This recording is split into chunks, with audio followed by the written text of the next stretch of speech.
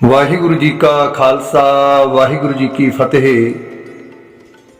ਆਓ ਗੁਰੂ ਕੀ ਸਾਧ ਸੰਗਤ, ਅੱਜ ਆਪਾਂ ਬਿਰਲੇ ਸੇਠ ਦੀ ਸਾਖੀ ਸਰਵਣ ਕਰਦੇ ਹਾਂ, ਜਿਸ ਨੂੰ ਸਰਵਣ ਕਰਕੇ ਪਤਾ ਲੱਗੇਗਾ ਕਿ ਕਿਸ ਤਰ੍ਹਾਂ ਬਿਰਲੇ ਸੇਠ ਨੇ ਬਾਬਾ ਆਨੰਦ ਸਿੰਘ ਜੀ ਮਹਾਰਾਜ ਅਤੇ ਬਾਬਾ ਈਸਰ ਸਿੰਘ ਜੀ ਮਹਾਰਾਜ ਜੀ ਦੀ ਸੰਗਤ ਕੀਤੀ। ਇਸ ਦੇ ਲੇਖਕ ਸਰਦਾਰ ਗੁਰਪਾਲ ਸਿੰਘ ਜੀ ਹੰਸਰਾ ਹਨ। ਗੁਰੂ ਕੀ ਸਾਧ ਸੰਗਤ, ਸਰਦਾਰ ਗੁਰਪਾਲ ਸਿੰਘ ਹੰਸਰਾ ਜੀ ਜੋ ਵੀ ਇਸ ਵੇਲੇ ਸਾਖੀਆਂ ਸਾਂਝੀਆਂ ਕਰ ਰਹੇ ਹਨ, ਉਹਨਾਂ ਸਭਨਾਂ ਨੂੰ ਸਬੂਤਾਂ ਦੇ ਆਧਾਰ ਤੇ ਜਾਂ ਜਿਨ੍ਹਾਂ ਸੰਗੀਆਂ ਦੇ ਸਾਹਮਣੇ ਹੋਈਆਂ ਹਨ, ਉਹਨਾਂ ਤੋਂ ਪਤਾ ਕਰਕੇ ਹੀ ਸਾਡੇ ਸਾਹਮਣੇ ਰੱਖਣ ਦਾ ਯਤਨ ਕਰਦੇ ਹਨ। ਹੰਸਰਾ ਜੀ ਦੱਸਦੇ ਹਨ ਕਿ ਬਹੁਤਾਤ ਸਾਖੀਆਂ ਤਾਂ ਬਈ ਸਾਡੇ ਪਰਿਵਾਰ ਦੇ ਸਾਹਮਣੇ ਹੀ ਹੋਈਆਂ ਹਨ।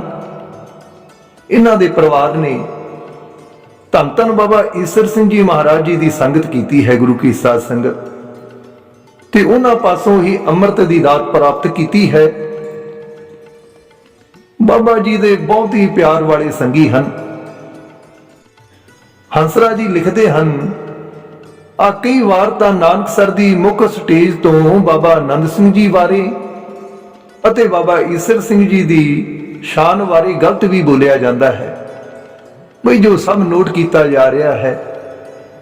ਉਹ ਕਹਿੰਦੇ ਹਨ ਕਿ ਇੱਕ ਮਿਸ਼ਨਰੀ ਪ੍ਰਚਾਰਕ ਨੇ ਬਾਹਾਂ ਉਲਾਰ ਕੇ ਬਾਬਾ ਆਨੰਦ ਸਿੰਘ ਜੀ ਮਹਾਰਾਜ ਜੀ ਦੀ ਨਿੰਦਿਆ ਕੀਤੀ, ਪਰ ਨਾਨਕਸਰ ਵੱਲੋਂ 1% ਵੀ ਉਸ ਵਿਰੁੱਧ ਆਵਾਜ਼ ਨਾ ਉਠਾਉਣੀ ਬਈ ਇੱਕ ਅੱਡ ਸੋਚਣ ਦਾ ਵਿਸ਼ਾ ਹੈ। ਉਹਨਾਂ ਦਾ ਆਖਣਾ ਹੈ ਕਿ ਜੇ ਹੁਣ ਨਾਨਕਸਰ ਦੇ ਮੋਹਤਵਰ ਸੱਜਣ ਗਲਤ ਪ੍ਰਚਾਰ ਕਰਨਗੇ ਤਾਂ ਬਈ ਸਾਡੇ ਲਈ ਸੁਣਨਾ ਬਹੁਤ ਮੁਸ਼ਕਲ ਹੋ ਜਾਵੇਗਾ। ਇਸ ਕਰਕੇ ਬੇਨਤੀ ਕਰਦੇ ਹਾਂ ਕਿ ਬਾਬਾ ਜੀ ਦੇ ਉਹੀ ਵਚਨ ਸੁਣਾਓ ਜੋ ਪੱਥਰ ਦਿਲਾਂ ਨੂੰ ਵੀ ਮੋਮ ਕਰਨ ਵਾਲੇ ਹਨ, ਜਿਸ ਨਾਲ ਨਾਨਕਸਰ ਅਤੇ ਬਾਬਾ ਜੀ ਪ੍ਰਤੀ ਲੋਕਾਂ ਦੀ ਭਾਵਨਾ ਵਧੇ, ਨਾ ਕਿ ਲੋਕ ਨਿੰਦਿਆ ਕਰਨ। ਉਹਨਾਂ ਦਾ ਕਹਿਣਾ ਹੈ ਕਿ ਬਿਰਲੇ ਸੇਠ ਦੀ ਸਾਖੀ ਨੂੰ ਵੀ ਨਾਨਕਸਰ ਵਿਖੇ ਤਰੋੜ ਮਰੋੜ ਕੇ ਸੁਣਾਇਆ ਜਾਂਦਾ ਹੈ, ਜਿਸ ਦਾ ਕੋਈ ਮਤਲਬ ਵੀ ਨਹੀਂ ਨਿਕਲਦਾ। ਹੰਸਰਾ ਜੀ ਦੱਸਦੇ ਹਨ ਕਿ ਜਗਰਾਉਂ ਵਿਖੇ ਲੋਹੇ ਵਾਲੇ ਬਾਬੂ ਰਾਮ ਕੇਦਾਰਨਾਥ ਜੀ ਬਈ ਸਾਡੇ ਗੁਆਂਢੀ ਸਨ। ਉਹ ਹਿੰਦੂਆਂ ਦੇ ਧਾਰਮਿਕ ਗੁਰੂ ਗੋਸਵਾਮੀ ਗਣੇਸ਼ ਦੱਤ ਦੇ ਸ਼ਰਧਾਲੂ ਸਨ। ਉਹ ਆਪ ਬਾਬਾ ਈਸਰ ਸਿੰਘ ਜੀ ਮਹਾਰਾਜ ਦੇ ਦੀਵਾਨ ਵਿੱਚ ਹਾਜ਼ਰ ਸਨ। ਜਦੋਂ ਬਾਬਾ ਜੀ ਨੂੰ ਬਿਰਲੇ ਸੇਠ ਨੇ ਬਈ 20 ਲੱਖ ਦੀਆਂ ਗੱਠੜੀਆਂ ਦੇਣ ਦੀ ਬੇਨਤੀ ਕੀਤੀ ਸੀ, ਬਿਰਲੇ ਸੇਠ ਨਾਲ ਉਸ ਸਮੇਂ ਡਾਕਟਰ ਕਪੂਰ ਵੀ ਹਾਜ਼ਰ ਸੀ। ਬਾਬਾ ਜੀ ਨੇ ਉਸ ਸਮੇਂ 20 ਲੱਖ ਰੁਪਏ ਦੀਆਂ ਗੱਠੜੀਆਂ ਲੈਣ ਤੋਂ ਗੁਰੂ ਕੀ ਸਾਧ ਸੰਗਤ ਇਨਕਾਰ ਕਰ ਦਿੱਤਾ ਸੀ ਬਿਰਲੇ ਸੇਠ ਨੂੰ। ਇਹ ਸਭ ਉਹਨਾਂ ਨੇ ਅੱਖੀਂ ਦੇਖਿਆ ਤੇ ਕੰਨੀ ਸੁਣਿਆ ਸੀ। ਇਸੇ ਤਰ੍ਹਾਂ ਹੀ ਬਾਬਾ ਆਨੰਦ ਸਿੰਘ ਜੀ ਮਹਾਰਾਜ ਜੀਆਂ ਨੂੰ ਵੀ ਬਿਰਲੇ ਸੇਠ ਨੇ ਬੇਨਤੀ ਕੀਤੀ ਸੀ। ਸੋ ਇਹ ਸਾਰੀ ਘਟਨਾ ਸਬੂਤਾਂ ਸਹਿਤ ਆਪ ਜੀ ਦੇ ਸਨਮੁਖ ਕਰ ਰਹੇ ਹਾਂ। ਜਦੋਂ ਬਾਬਾ ਆਨੰਦ ਸਿੰਘ ਜੀ ਮਹਾਰਾਜ ਜੀਆਂ ਨੂੰ ਬਿਰਲੇ ਸੇਠ ਨੇ ਨਗਦ ਪੈਸੇ ਦੇਣ ਦੀ ਬੇਨਤੀ ਕੀਤੀ ਸੀ, ਤਾਂ ਉਸ ਵਕਤ ਬਾਬਾ ਜੀ ਨੇ ਬਿਰਲੇ ਸੇਠ ਨੂੰ ਕੀ ਆਖਿਆ ਸੀ, ਆਓ ਸਰਵਣ ਕਰਦੇ ਹਾਂ। ਗੁਰੂ ਕੀ ਸਾਧ ਸੰਗਤ, ਧੰਨ ਧੰਨ ਬਾਬਾ ਆਨੰਦ ਸਿੰਘ ਜੀ ਮਹਾਰਾਜ ਜੀਆਂ ਦੇ ਦੀਵਾਨ ਦਿੱਲੀ ਖੂਨੀ ਨਾਲੇ ਤੇ ਲੱਗ ਰਹੇ ਸਨ। ਹੰਸਰਾ ਜੀ ਆਖਦੇ ਹਨ ਕਿ ਇਹ ਸਾਖੀ ਦਿੱਲੀ ਵਾਲੇ ਕਵੀ ਮਧੂਸੂਦਨ ਸਿੰਘ ਜੀ ਦੀ ਲਿਖਤ ਦੇ ਆਧਾਰ ਤੇ ਲਿਖ ਰਹੇ ਹਾਂ।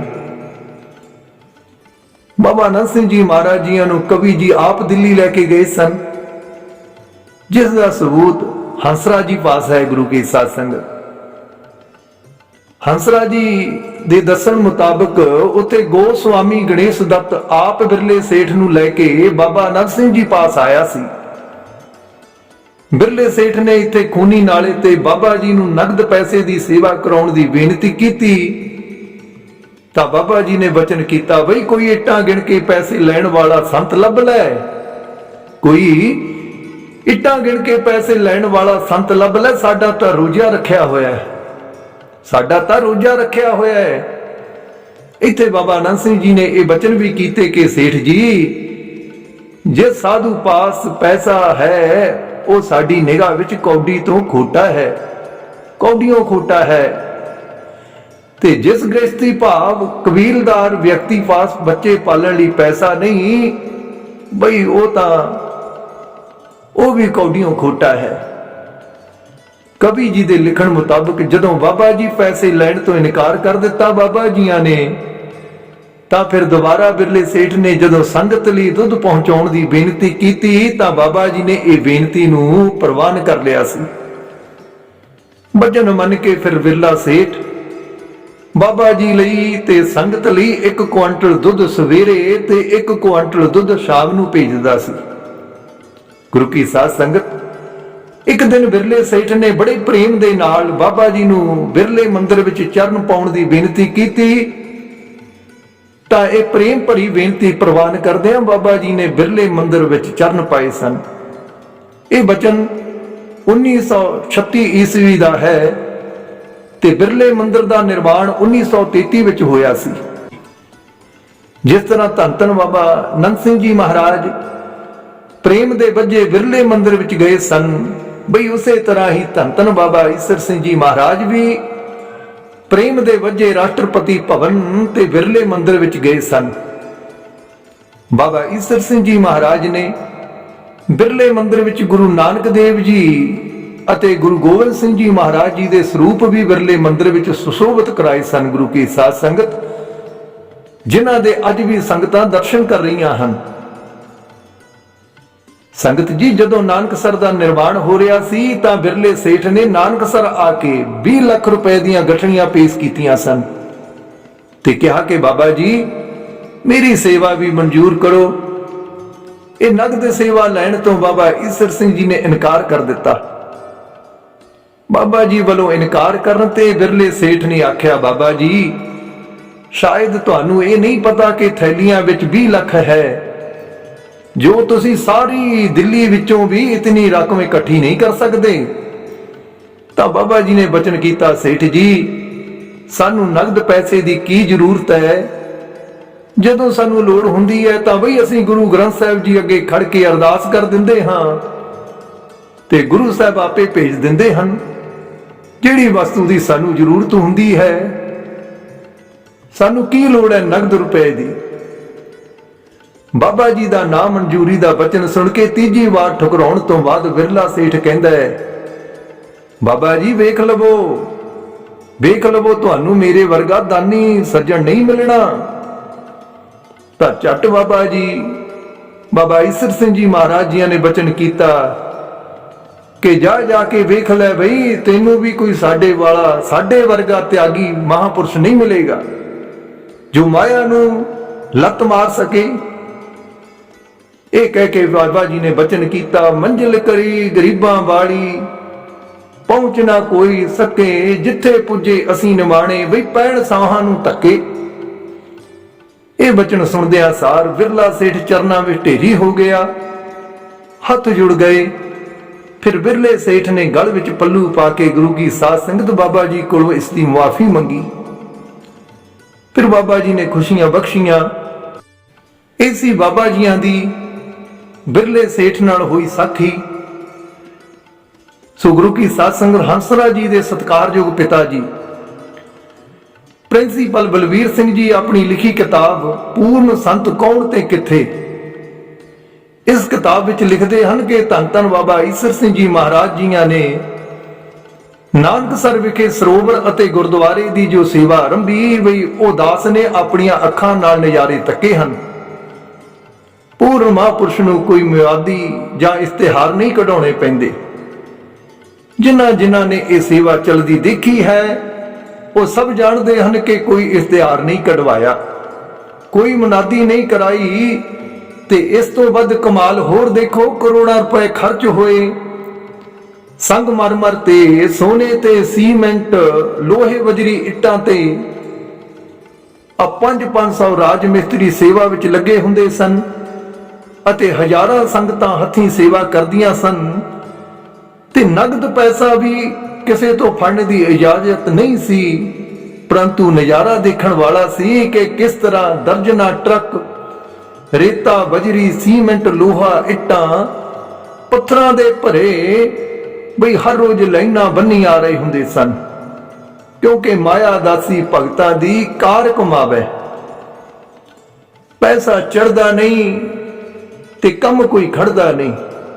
ਇਹ ਹੈ ਪੂਰਨ ਸੰਤ ਦੀ ਨਿਸ਼ਾਨੀ, ਪੂਰਨ ਮਹਾਂਪੁਰਖ ਦੀ ਨਿਸ਼ਾਨੀ। ਵੀ ਮਾਇਆ ਹੱਥ ਵੱਲ ਉਹਨਾਂ ਦੇ ਬੂਹੇ ਖੜੀ ਰਹਿੰਦੀ ਹੈ, ਕਿਉਂਕਿ ਪੂਰਨ ਸੰਤ ਦਾ ਮੁਖ ਗੁਰੂ ਵੱਲ ਹੁੰਦਾ ਹੈ ਅਤੇ ਦੁਨੀਆ ਵੱਲ ਹੁੰਦੀ ਹੈ ਪਿੱਠ। ਪੂਰਨ ਸੰਤ ਨੂੰ ਤਾਂ ਮਾਇਆ ਦਾ ਕਦੀ ਫੁਰਨਾ ਵੀ ਨਹੀਂ ਬਣਦਾ, ਸਾਧ ਸੰਗਤ ਕਦੇ ਫੁਰਨਾ ਵੀ ਨਹੀਂ ਫੁਰਦਾ। ਬਾਬਾ ਜੀ ਦੇ ਵਚਨ ਹਨ ਕਿ ਜਿਸ ਤਰ੍ਹਾਂ ਆਪਾਂ ਸੂਰਜ ਵੱਲ ਪਿੱਠ ਕਰ ਲਈਏ ਤੇ ਆਪਣੇ ਪਰਛਾਵੇਂ ਨੂੰ ਫੜਨ ਦੀ ਕੋਸ਼ਿਸ਼ ਕਰੀਏ ਤਾਂ ਕਦੀ ਨਹੀਂ ਫੜ ਸਕਦੇ। ਭਾਵੇਂ ਜਿੰਨਾ ਮਰਜੀ ਤੇਜ਼ ਦੌੜ ਲਈਏ, ਜਿੰਨੀ ਤੇਜ਼ ਭੱਜਾਂਗੇ ਬਈ ਉਨੀ ਤੇਜ਼ ਹੀ ਮੂਹਰੇ ਮੂਹਰੇ ਸਾਡਾ ਪਰਛਾਵਾਂ ਭੱਜ ਲਏਗਾ। ਜੇ ਆਪਾਂ ਸੂਰਜ ਵੱਲ ਮੂੰਹ ਕਰ ਲਈਏ ਤਾਂ ਪਰਛਾਵੇਂ ਨੂੰ ਫੜਨ ਦੀ ਲੋੜ ਨਹੀਂ, ਇਹ ਆਪੇ ਹੀ ਸਾਡੇ ਮਗਰ ਮਗਰ ਭੱਜ ਲਵੇਗਾ। ਸੋ ਇਸ ਕਰਕੇ ਪੂਰਨ ਮਹਾਂਪੁਰਖਾਂ ਦਾ ਮੁੱਖ ਗੁਰੂ ਵੱਲ ਹੁੰਦਾ ਹੈ, ਦੁਨੀਆ ਵੱਲ ਹੁੰਦੀ ਹੈ ਪਿੱਠ। ਇਹ ਰਿੱਧੀਆਂ ਸਿੱਧੀਆਂ ਸਾਰੀਆਂ ਪਿੱਛੇ ਪਿੱਛੇ ਦੌੜ ਪੈਂਦੀਆਂ ਹਨ। ਧੰਨ ਧੰਨ ਬਾਬਾ ਈਸਰ ਸਿੰਘ ਜੀ ਨੇ 7 ਅਕਤੂਬਰ 1963 ਈਸਵੀ ਨੂੰ ਭਾਣਾ ਵਰਤਾਇਆ। ਗੁਰੂ ਕੀ ਸਾਧ ਸੰਗਤ, ਸ਼ਾਮ ਨੂੰ 7:13 ਤੇ ਬਾਬਾ ਜੀ ਨੇ 6 ਅਕਤੂਬਰ 1963 ਨੂੰ ਆਖਰੀ ਵਚਨ ਦੀਵਾਨ ਵਿੱਚ ਕੀਤੇ। ਇਹ ਵਚਨ ਸ਼ਾਮ ਨੂੰ 7:05 ਤੇ ਸ਼ੁਰੂ ਕੀਤੇ ਅਤੇ 9:05 ਤੇ ਸਮਾਪਤੀ ਕੀਤੀ। ਪ੍ਰਿੰਸੀਪਲ ਬਲਬੀਰ ਸਿੰਘ ਜੀ ਦੱਸਦੇ ਹਨ, ਹੰਸਰਾ ਜੀ ਦੇ ਸਤਿਕਾਰਯੋਗ ਪਿਤਾ ਜੀ, ਉਹ ਦੱਸਦੇ ਹਨ ਕਿ ਦਾਸ ਉਸ ਸਮੇਂ ਦੀਵਾਨ ਵਿੱਚ ਹਾਜ਼ਰ ਸੀ ਜਦੋਂ ਬਾਬਾ ਜੀ ਨੇ ਵਚਨ ਕੀਤੇ। ਕੀ ਵਚਨ ਕੀਤੇ? ਬਾਬਾ ਜੀ ਨੇ ਵਚਨ ਕੀਤੇ ਕਿ ਅੱਜ ਤੁਹਾਨੂੰ ਹੈਰਾਨੀ ਵਾਲੀ ਗੱਲ ਦੱਸਦੇ ਹਾਂ ਬਈ ਕਿ ਸਾਡੀ ਇਤਨੀ ਉਮਰ ਹੋ ਚੁੱਕੀ ਹੈ, ਅਸੀਂ ਅੱਜ ਤੱਕ ਕਦੀ ਨੋਟ ਨਹੀਂ ਵੇਖਿਆ। ਅਸੀਂ ਕਦੇ ਨੋਟ ਨਹੀਂ ਵੇਖਿਆ ਕਿ ਕਿਹੋ ਜਿਹਾ ਹੁੰਦਾ ਹੈ। ਫਿਰ ਫਰਮਾਇਆ, ਮਾਇਆ ਤਾਂ ਇੱਕ ਪਾਸੇ ਰਹੀ ਬਈ ਮਾਲਕ ਦੀ ਕਿਰਪਾ ਸਦਕਾ ਕਹਿੰਦੇ ਆ ਕਿ ਸਾਰੇ ਜੀਵਨ ਵਿੱਚ ਕਿਸੇ ਕੋਲੋਂ ਇੱਕ ਫੋਕੇ ਪਾਣੀ ਦਾ ਗਲਾਸ ਤੱਕ ਮੰਗ ਕੇ ਨਹੀਂ ਪੀਤਾ। ਗੁਰੂ ਕੀ ਸਾਧ ਸੰਗਤ, ਜਦੋਂ ਬਾਬਾ ਜੀ ਨੇ ਚੋਲਾ ਬਦਲਿਆ, ਲੋਕਾਂ ਨੂੰ ਬਾਬਾ ਜੀ ਦੀ ਚੜ੍ਹਤ ਦਾ ਪਤਾ ਸੀ, ਕਿਉਂਕਿ ਲੱਖਾਂ ਪਤੀ ਬਾਬਾ ਜੀ ਦੀ ਹਜ਼ੂਰੀ ਵਿੱਚ ਹੱਥ ਬੰਨ੍ਹੀ ਖੜੇ ਰਹਿੰਦੇ ਸਨ ਅਤੇ ਸਾਰੇ ਅਨੁਮਾਨ ਲਾਉਂਦੇ ਸਨ ਕਿ ਬਾਬਾ ਜੀ ਦੇ ਨਾਂ ਤੇ ਬੈਂਕਾਂ ਵਿੱਚ ਲੱਖਾਂ ਕਰੋੜਾਂ ਰੁਪਏ ਜਮ੍ਹਾਂ ਹੋਣਗੇ। ਪਰੰਤੂ ਸਭ ਦੀ ਹੈਰਾਨੀ ਦੀ ਕੋਈ ਹੱਦ ਨਾ ਰਹੀ ਜਦੋਂ ਪਤਾ ਲੱਗਿਆ ਕਿ ਕਿਸੇ ਬੈਂਕ ਵਿੱਚ ਕੋਈ ਹਿਸਾਬ ਹੀ ਨਹੀਂ ਸੀ। ਬਾਬਾ ਜੀ ਲੱਖਾਂ ਦੇ ਇਕੱਠ ਵਿੱਚ ਫਰਮਾਉਂਦੇ ਸਨ, ਬਈ ਜਿਸ ਨੇ ਇਹ ਠਾਠ ਸਾਂਭਣਾ ਹੈ ਨਾ, ਉਸ ਦੇ ਵਿੱਚ ਇਹ 2 ਗੁਣ ਹੋਣੇ ਚਾਹੀਦੇ ਹਨ। 2 ਗੁਣ। ਬਈ ਕਿਹੜੇ? ਇਸਤਰੀ ਨੂੰ ਮਾਂ ਤੇ ਪੈਸੇ ਨੂੰ ਗਾਂ ਸਮਝਦਾ ਹੋਵੇ। ਇਹਨਾਂ ਗੁਣਾਂ ਵਾਲਾ ਹੀ ਇਹ ਠਾਠ ਸਾਂਭ ਸਕਦਾ ਹੈ। ਇਹਨਾਂ ਗੁਣਾਂ ਵਾਲਾ ਹੀ ਇਹ ਠਾਠ ਸਾਂਭ ਸਕਦਾ ਹੈ। ਨਾਨਕ ਸਰ ਠਾਠ ਨੂੰ ਕੋਈ ਕਾਮੀ ਕ੍ਰੋਧੀ ਪੁਰਸ਼ ਨਹੀਂ ਚਲਾ ਸਕਦਾ। ਬਈ ਕੋਈ ਕਮੇਟੀ ਨਹੀਂ ਚਲਾ ਸਕਦੀ, ਆ ਕੋਈ ਚੱਕਰਵਰਤੀ ਰਾਜਾ ਵੀ ਨਹੀਂ ਚਲਾ ਸਕਦਾ। ਇਸ ਠਾਠ ਨੂੰ ਤਾਂ ਸਿਰਫ ਤੇ ਸਿਰਫ ਬਾਲ ਜਤੀ ਹੀ ਚਲਾ ਸਕਦਾ ਹੈ। ਸੋ ਗੁਰੂ ਕੀ ਸਾਧ ਸੰਗਤ, ਇਹ ਹੈ ਬਾਬਾ ਜੀ ਦੇ ਦਰ ਘਰ ਨਾਨਕ ਸਰ ਭਗਤੀ ਦੇ ਘਰ ਦੀ ਮਹਿਮਾ। ਆਪ ਜੀ ਨੇ ਇਸ ਸਾਖੀ ਨੂੰ ਅਖੀਰ ਤੱਕ ਬੜੀ ਸ਼ਰਧਾ ਭਾਵਨਾ ਦੇ ਨਾਲ ਸਰਵਣ ਕੀਤਾ ਹੈ। ਆਪ ਜੀ ਦਾ ਅਸੀਂ ਬਹੁਤ ਬਹੁਤ ਧੰਨਵਾਦ ਕਰਦੇ ਹਾਂ। ਇਹਨਾਂ ਸਾਖੀਆਂ ਰਾਹੀਂ ਸਾਡਾ ਮੁੱਖ ਮਕਸਦ ਆਉਣ ਵਾਲੀ ਨਵੀਂ ਪਨੀਰੀ ਨੂੰ ਗੁਰੂ ਕੀ ਸਾਧ ਸੰਗਤ ਸ੍ਰੀ ਨਾਨਕਸਰ ਸਾਹਿਬ ਤੇ ਗੁਰਬਾਣੀ ਪ੍ਰਤੀ ਅਤੇ ਗੁਰੂ ਸਾਹਿਬ ਜੀ ਦੇ ਪ੍ਰਤੀ ਸ਼ਰਧਾ ਵਿੱਚ ਪ੍ਰਪੱਕ ਕਰਨਾ ਸਾਡਾ ਇੱਕ ਮੁੱਖ ਮਕਸਦ ਹੈ। ਅੰਤ ਵਿੱਚ ਕਿਸੇ ਪ੍ਰਤੀ ਕੋਈ ਗਲਤ ਜਾਂ ਕਿਸੇ ਦੇ ਸ਼ਾਨ ਦੇ ਖਿਲਾਫ ਕੋਈ ਲਫ਼ਜ਼ ਲਿਖਿਆ ਜਾਂ ਬੋਲਿਆ ਗਿਆ ਹੋਵੇ ਤਾਂ ਦਾਸਰੇ ਮੁਆਫੀ ਚਾਹੁੰਦੇ ਹਨ। ਇਹ ਸਾਖੀ ਨੂੰ ਸਰਵਣ ਕਰਕੇ ਵਧੇਰੇ ਜਾਣਕਾਰੀ ਲਈ ਸਰਦਾਰ ਗੁਰਪਾਲ ਸਿੰਘ ਜੀ ਹੰਸਰਾ, ਸਾਬਕਾ supreme council member, Gurdwara Fremont, California, America ਵਾਲਿਆਂ ਨਾਲ ਉਹਨਾਂ ਦੀ ID gurpalhansra@yahoo.com ਤੇ ਸੰਪਰਕ ਕਰ ਸਕਦੇ ਹੋ ਜੀ। ਵੱਧ ਤੋਂ ਵੱਧ ਇਸ ਨਾਨਕਸਰ ਬੜੂੰਦੀ ਵਾਲੇ ਚੈਨਲ ਨੂੰ ਸਬਸਕ੍ਰਾਈਬ ਕਰਨ ਦੀ ਕਿਰਪਾਲਤਾ ਕਰਨੀ ਜੀ। ਲਾਈਕ ਕਮੈਂਟ ਔਰ ਸ਼ੇਅਰ ਕਰਨਾ ਨਾ ਭੁੱਲਣਾ। ਹੋਈਆਂ ਭੁੱਲਾਂ ਚੁੱਕਾਂ ਦੀ ਖਿਮਾ ਬਖਸ਼ਣੀ ਜੀ। ਵਾਹਿਗੁਰੂ ਜੀ ਕਾ ਖਾਲਸਾ, ਵਾਹਿਗੁਰੂ ਜੀ ਕੀ ਫਤਿਹ।